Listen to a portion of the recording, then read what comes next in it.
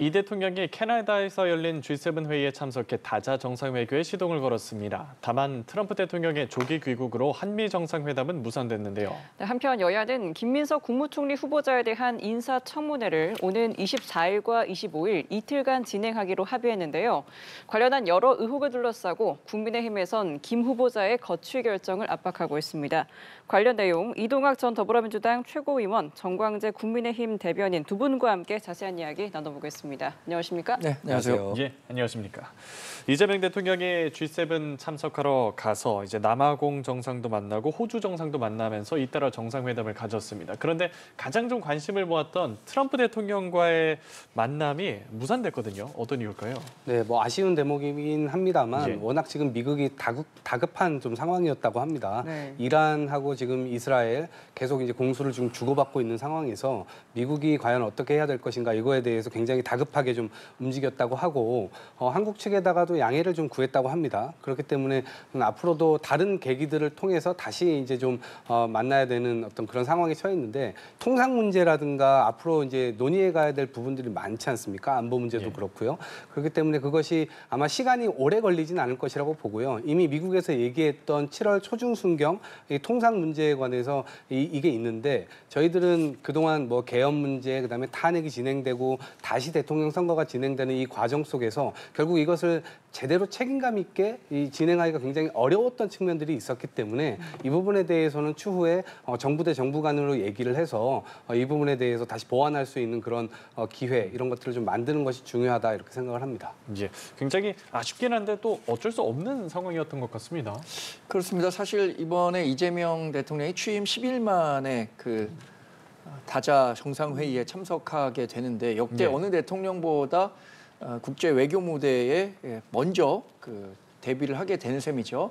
이번 G7 회담에 아마 이 참관국으로 이렇게 참여하기로 하면서 예. 가장 큰 목적은 트럼프 미국 대통령과의 한미 정상회담을 약식으로라도 개최하는 데 있었다고 봅니다. 그게 이루어지지 않은 부분은 상당히 아쉽습니다. 왜냐하면 다음 달 8일이면 관세 유예 기간이 종료가 되거든요. 이 기간 전에 트럼프 미국 대통령과 어떤 식으로든 상견례를 통해서 일정 정도 이야기를 해놓는 것이 추후 협상 과정에서도 유리할 것이라고 생각을 했기 때문에 이번 G7에 참여하기로 했을 것 같아요. 예. 그러나 지금 이동학 최고 말씀하신 것처럼 미국 내에 지금 사정이 급박하게 돌아가고 있습니다. 중동 문제로 인해서 논란의 중심에 있는 트럼프 미국 대통령이 즉시 미국으로 귀국해야 하는 상황이었다는 점을 고려하면 어쩔 수 없는 상황이었다고 생각합니다. 이 부분에 대해서 한미 정상회담이 이루어지지 않았기 때문에 외교 실패다. 이렇게 얘기하기는 어려울 것 같아요. 네. 예. 그러나 앞으로 나토 정상회의도 열립니다. 여기에 대해서 이재명 대통령이 참석하겠다 하지 않겠다라고 확정해서 발표하지는 않았는데 저는 어떤 식으로든 트럼프 미국 대통령과 빨리 인사를 하는 게 중요한 것이라고 생각하고 예. 나토 정상회담은 2022년부터 우리나라가 3년 연속 참석을 했었습니다. 이번에도 초청 대상이 됐으니까 빨리 확정지어서 나토 정상회의에 참석해서 민주자유진영에서 갖고 있는 한국 외교에 대한 불확실성 해소에 나설 필요는 있겠다. 이렇게 말씀드리겠습니다. 네, 한미 정상회담은 무산됐지만 한일 정상회담은 내일 오후에 이루어질 예정입니다. 이재명 대통령 취임 후에 첫 양자 회담인데요. 또 어떤 이야기가 오가겠습니까? 네, 우선 저는 안보 문제와 관련해서 한미일 협력과 관련된 부분 계속 지속될 수 있다. 이런 얘기를 일본 측에도 그런 대화를 나눌 테지만 결국 미국에서도 이런 부분들을 좀 지켜보고 있을 것 아니겠습니까? 그래서 영내 안보와 관련되어서 결국에는 다른 튀는 행동들을 하지 않고 지금에 있었던 것들을 좀 존중하겠다라고 하는 틀의 이야기가 진행될 가능성이 있고요. 또 한 가지는 그러니까 한일 국교 정상화된 지 60주년이 되는 해입니다. 그렇기 예. 때문에 이 부분과 관련돼서 우리가 과거사로 얽혀 있는 부분들이 굉장히 많지 않습니까?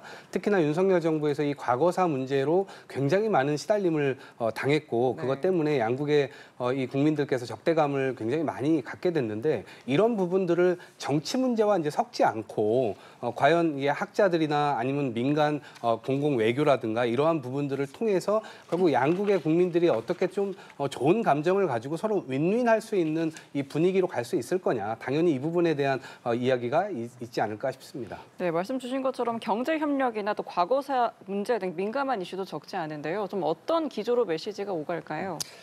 사실 다자 정상회의 기간 중에 양자 정상회담이 열린다고 하더라도 그 시간은 대단히 제한적입니다. 네. 대략 길어봐야 한 30분 정도 할 건데 뭐 통역이 개입되고 하니까 실제로 대화를 나눌 수 있는 시간은 15분에서 20분밖에 안 될 거예요. 그래서 당장 어떤 성과를 이루기는 어렵다고 생각하지만 지금 이시바 일본 총리는 트럼프 미국 대통령과 미일 정상회담을 했습니다. 그런 측면에서 본다면 이번에 이재명 대통령이 기내 간담회에서 네. 미국과의 관세 협정 과정에서 다른 나라보다 그래도 손해를 보는 일은 없어야 한다라고 개인의 목표를 얘기했단 말이에요. 네. 이시바 일본 총리가 트럼프 대통령과 만났으니까 어떤 얘기했었는지 이런 부분과 관련해서 논의를 할 수도 있을 것 같고 수교 60주년이기도 하지만 광복 80주년이기도 합니다. 1945년에 광복이 됐으니까 이 과거를 딛고 어떻게 미래로 나아갈 것이냐 이런 한일 간의 건설적인 미래 관계 구축 이 문제를 논의해야 할 것으로 전 예상하고 있습니다. 특히 일본 정부는 이재명 대통령이 갖고 있는 외교관과 관련해서는 역시 이 일본에는 약간의 반일 정서 또 중국에는 친중 정서가 있는 것 아니냐라는 우려를 갖고 있어요. 이런 것과 관련해서도 이재명 대통령이 좀 불식시키려는 노력도 필요해 보인다. 라고 생각합니다. 예, 앞으로의 외교 모습 좀 더 지켜봐야겠고요. 자, 김민석 국무총리 후보자가 쪼개기 후원 의혹에 대해서 입장을 밝혔는데 국민의힘 측에서는 10대 결격 사유가 있다면서 자진 사퇴를 압박하고 있는 상황이죠. 어떻습니까? 네, 일단 24일, 25일 이틀간에 걸쳐서 인사청문회를 진행하기로 했죠. 우리 당은 사실 관련 의혹이 많기 때문에 3일까지 협의해서 진행할 수 있다는 조항이 있으니까 3일까지 개최를 주장했는데 결국 뭐 협의를 한 결과 이틀로 결정이 됐습니다. 그런데 몇 가지 의혹이라고 하지만 크게 세 가지라고 볼 수 있을 것 같아요. 예. 수상한 돈 거래, 그러니까 차용증을 썼는데 그게 진짜 차용증이냐, 돈을 빌린 것이 맞느냐 이 문제일 것 같고요. 그리고 수입보다 지출이 많았음에도 불구하고 정작 지난 5년간 김민석 의원의 재산은 큰 폭으로 증가했습니다. 이 부분은 어떻게 해명할 수 있느냐. 그리고 본인의 석사학위와 관련해서 한국에서 정치활동을 하고 있었음에도 불구하고 중국의 최고 명문대학교라고 할 수 있는 칭화대에서 석사학위를 받았습니다. 과연 출입국 기록을 통해서 본인이 중국에서 정말 공부를 했는지에 대한 증명이 필요하다고 생각하고요. 아들 특혜 관련한 것과 학비 문제들이 있죠. 이것은 자신이 외화송금을 얼마나 했는지 이 외화송금 기록만 제출하면 명쾌하게 해명이 가능할 것 같은데 지금 국민의힘에서 94건의 자료 제출을 김민석 후보자에게 요구했지만 실제 사실상 받은 거는 2건의 자료 답변밖에 얻지 못했거든요. 본인이 철저한 인사검증을 약속했는데 실제로 인사검증에 필요한 자료에 이렇게 비협조적인 모습도 대단히 결격 사유 가운데 하나라고 생각합니다. 이제 표적 사정이었다 뭐 이런 얘기 있거든요. 표적 사정이요? 예, 표적 사정으로 추징금과 세금 압박이 커서 예, 경제적 김민석 고통이 후보자가 컸다. 예. 해명을 하는 과정에서 그 얘기를 했었죠. 예. 근데 좀 한 가지 유감인 것은 지금 국민의힘에서 지금까지 본인들이 여당을 하다가 대통령의 어떤 기행 이런 것들을 막지 못해가지고 그 결과 지금 새로운 대선이 펼쳐졌고 인수위도 없이 지금 진행되는 초대 총리 지명자란 말이에요. 그런데 지금 망신 주기로 일관을 하고 있고 오히려 국정의 방향이나 철학 이런 것들 지금 당장 어떤 정책을 통해서 국민들을 살릴 거냐 이 부분에 대해서 집중하는 의원들이 없고요. 오히려 지금 격까지만 지금 훑고 있는 느낌이에요. 뭐냐면 이게 지금 망신 주기로 그냥 일관하고 있는 것이고 국민에 대한 애정이 있다면 이런 식의 공세는 저는 통하지 않을 거다 이렇게 보고요. 아까 뭐 돈거래 말씀하셨는데 쪼개기 돈거래다 이 말씀도 하셨는데 아니 세상에 본인이 쪼개기 동거래, 수상한 동거래를 해놓고 본인이 공개를 다 해버리는 경우가 있나요?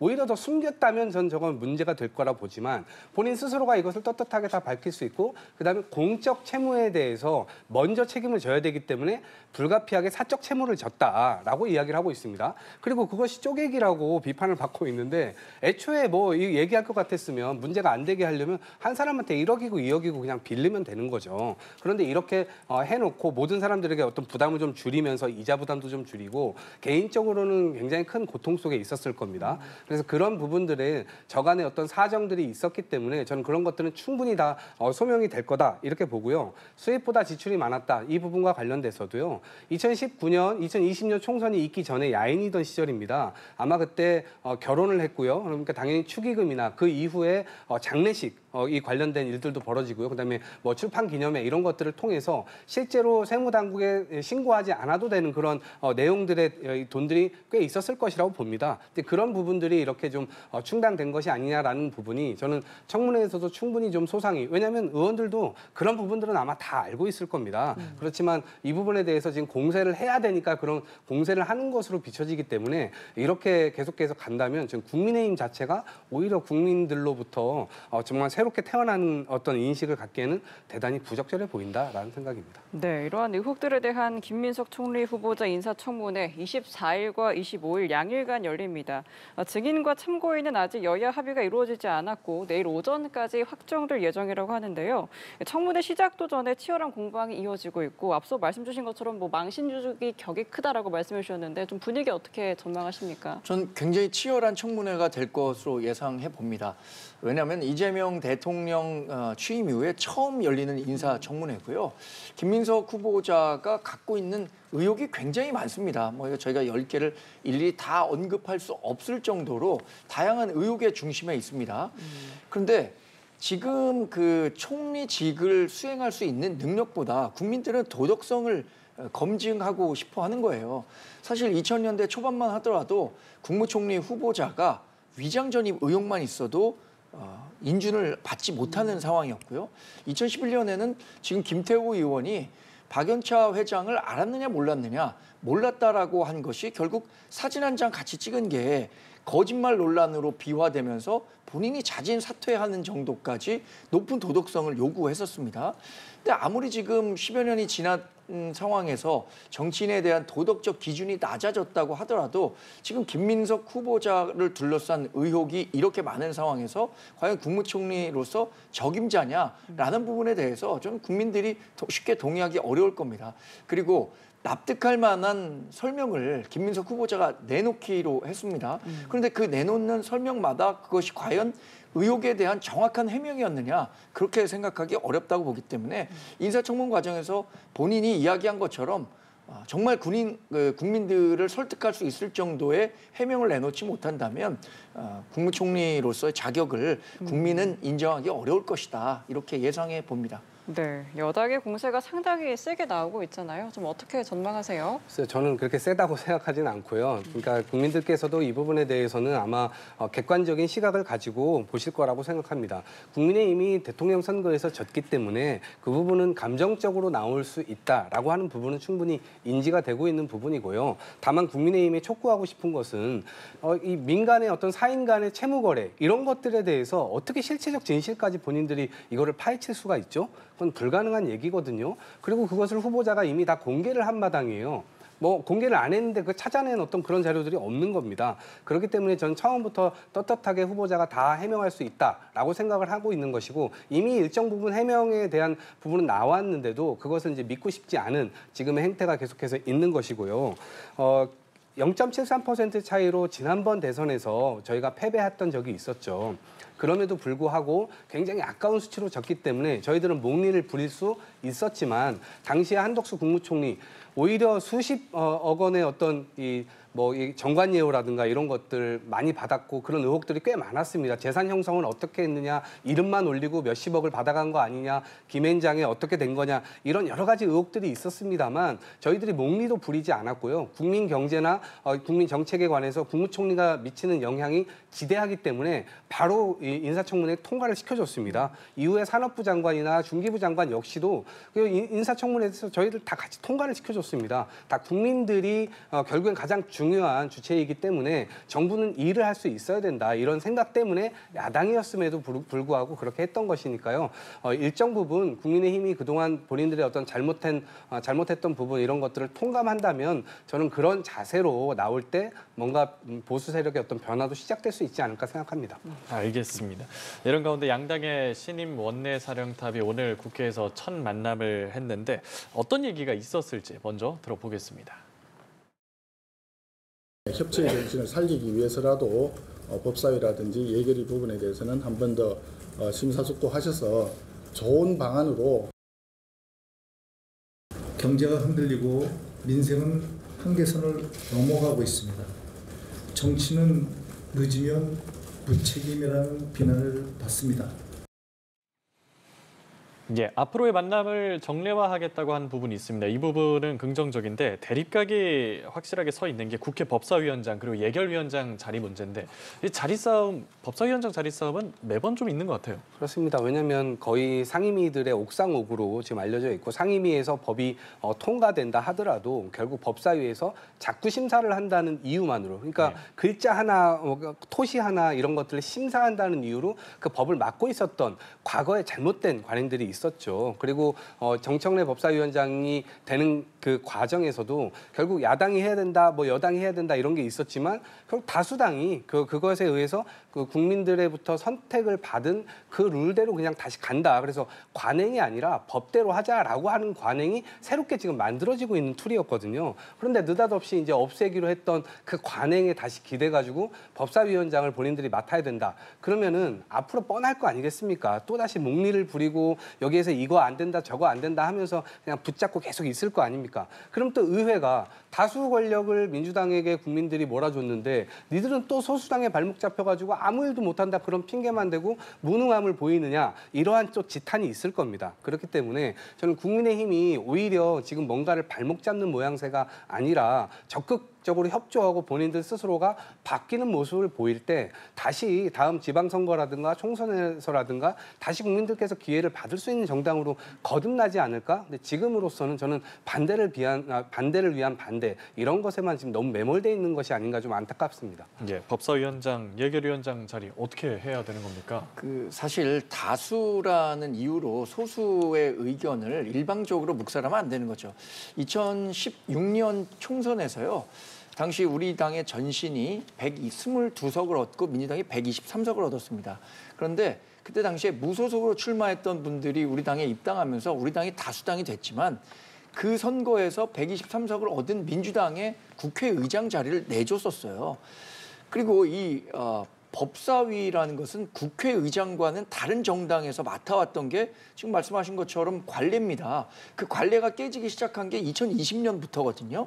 그때 당시에도 원 구성 협상 때부터 굉장히 갈등 관계를 빚었죠. 2024년에도 갈등이 있었을 때 민주당이 그렇게 강력하게 주장했기 때문에 당시에는 우리가 여당으로서 법사위원장은 그러면 야당이 맡아도 되겠다. 물론 당시에 국회의장도 야당이 맡았었죠. 그렇게 했었음에도 불구하고 이번에는 1년 만에 이제 정권 교체가 이루어졌잖아요.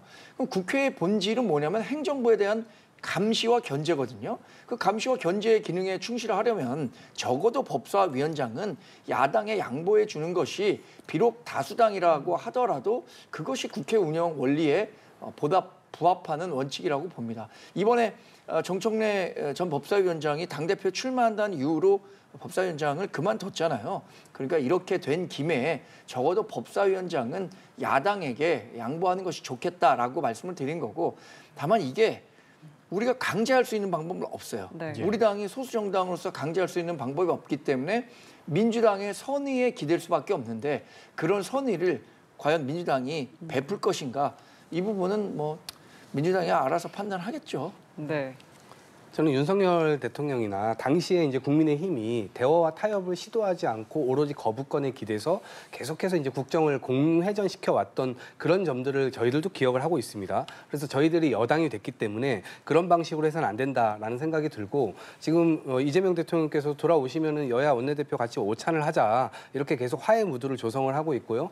정례 이 여야 원내대표 간에 정례 회담도 하기로 서로 이제 공감대가 형성이 됐기 때문에 앞으로 대화와 타협 이런 것들은 계속해서 해야 되고 그 과정에서 또 뭔가 양보할 수 있는 게 있다면 저는 국민들을 위해서 그런 것들이 보장될 수 있다면 충분히 그런 것들도 해볼 수 있다고 생각합니다. 다만 계속해서 몽리부리는 식의 태도로 나와서는 그것이 결국 도움이 안 될 거다 이렇게 봅니다. 예, 알겠습니다. 짧게 덧붙이신다면요? 저희가 목리를 부리겠다는 건 아니고요. 아까 말씀드린 것처럼 지금 입법부를 장악하고 있는 민주당 또 행정부까지 이번 대선 결과로 이재명 대통령이 취임하게 됐잖아요. 그렇다면 최소한의 이 대한민국 사회에서의 균형 감각은 필요하다. 그 균형 감각의 최소한은 법사위원장을 야당에 맡기는 것이다. 이렇게 말씀드립니다. 알겠습니다. 이런 가운데 국민의힘 지도부의 당 쇄신 방안과 방향을 두고 의견이 노출하고 있습니다. 먼저 송원석 원내대표가 혁신위를 조속히 구성하자, 개혁안을 마련하자라는 입장인데 김용태 비대위원장은 그 전에 개혁안에 대한 당원 찬반을 묻자라고 맞서고 있습니다. 이렇게 당 쇄신 방향이 좀 어디로 흘러갈지 좀 의문인데요. 어떻게 생각하십니까?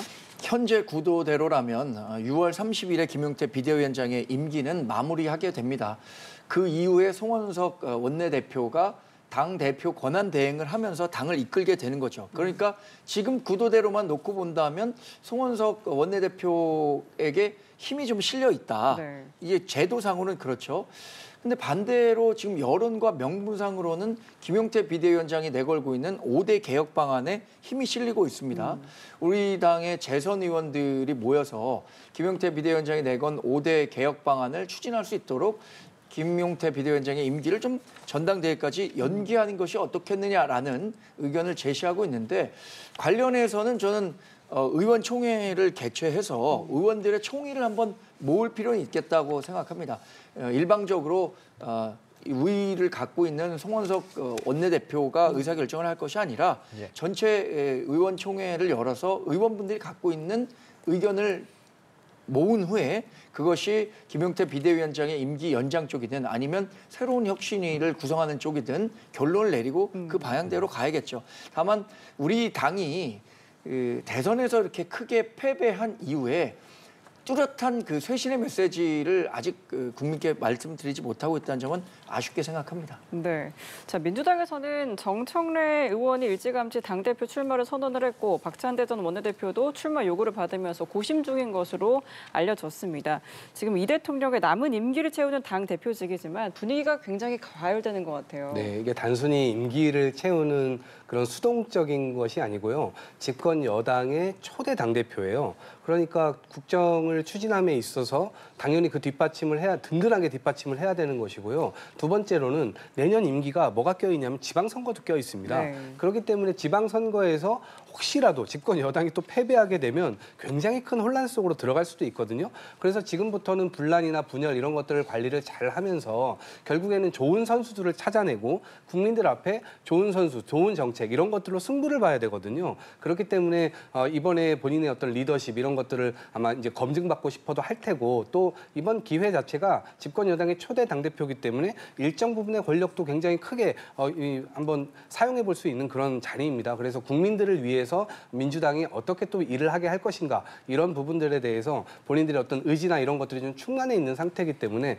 그렇기 때문에 이번 이 전당대회가 좀 치열한 것이 아닌가 싶습니다. 예, 다음 짧게 하나만 여쭤보겠습니다. 홍준표 전 시장이 오늘 귀국했는데 일단 신당 창당 질문에는 말을 아꼈고 앞으로 좀 어떤 역할을 하긴 할 것 같거든요. 어떻게 전망하십니까? 그러니까 지금 보수 세력이 좀 무너져 있는 상태인 거잖아요. 그리고 계속 하와이에 있을 때부터 보수 세력에 대해서 이대로는 틀렸다. 친윤 세력이 다 물러가야 된다. 이런 이야기들을 많이 해왔기 때문에 아마 그런 태도를 견지하면서 보수 세력 내에서의 보수 재건 이런 것들을 좀 할 가능성이 있고요. 또 다른 한편 한편으로는 지금 명태균 건 수사가 일정 부분 이 검찰에서 많이 이루어진 상태거든요. 이제 거기에 이 여론 조작이라든가 아니면 거기에 대해서 여론조사 비용을 누가 댔느냐 이런 부분들에 이 홍준표 전 시장이 연루가 되어 있습니다. 예. 그다음 한편으로는 또 수사 대상도 되기 때문에 그러한 지점들을 과연 어떻게 또 돌파해 나갈지 또 기초가 좀 주목되고 있는 것 같습니다. 예. 정치 보복에 대한 우려도 표했습니다.